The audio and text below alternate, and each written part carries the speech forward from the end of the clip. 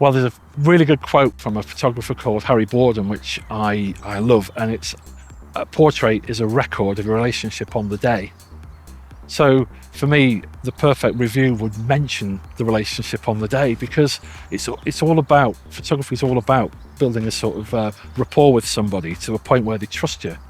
So the first thing I'd love to see from a perfect review is that people enjoyed themselves. You know, the build up to the photography, give them all the information they needed, you know, tips on what to wear, you know, what to bring, what to prepare, who to invite along, and who needs to cancel meetings and all that sort of stuff. So all that was taken care of. So on the day it landed that everyone was ready to rock, and it was just fun and easy for everybody to do.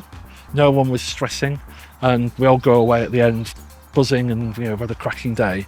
And then when they get the photos to choose from, they've got too many photos to choose from. It's a real nightmare for them. No. So they've got loads of choice. And when they get the final edited shots, I want to know that they like them for a start, and even better that they're using them on all the channels.